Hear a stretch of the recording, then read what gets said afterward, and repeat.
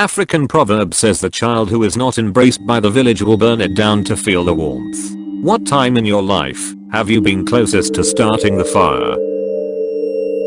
For some reason or another, my mother hated me. As a little girl I could never understand why she treated me so much worse than my 3 other siblings, and I would often go up to my grandmother and ask her why. Doesn't my mama love me? She never could give me a straight answer and would tell me your mama loves you in the only way she knows how.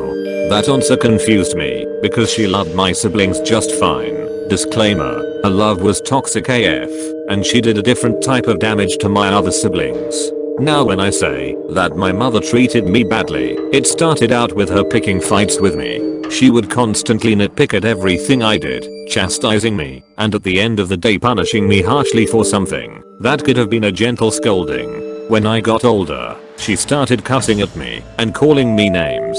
She would often ignore me for days on end, and when she would talk to me it would be to make me the butt end of a bad joke or to tell me she hated me. Yes, my mother looked me dead in my eyes and told me she hated me. Disclaimer 2, she was a drug addict and alcoholic, and she loves to claim all the emotional abuse she put me through as a child was the effects of the drugs, and it wasn't even that bad. It was things like that really began to tear at me after a while. All sorts of terrible things she did to me growing up, the terrible things she said, and how she ignored me constantly. All of it very different than how she treated my other 3 siblings.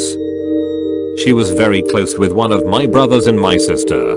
She would spend time with them constantly, take them anywhere, buy them anything that they wanted, and it made me resent them. My sister would sometimes rub it in my face that mom loved her more. It was her way of having power over me, and it was one of the things that made my rage bubble over on innocent people. I just wanted to be loved and accepted. I wanted to be cared for and cherished as a child should be, and when I didn't get that, I plotted on how I was going to get her love and affection. In my screwed up mind, I thought that if I got rid of my older brother and younger sister, I would be one of the only people left for her to love. I planned on killing my brother. How screwed up is that? It wasn't just some thought that passed through my head, it was a constant idea, a plan that I was putting into place to end his life, so that I could make room in my mother's heart for me. I feel ashamed writing it out.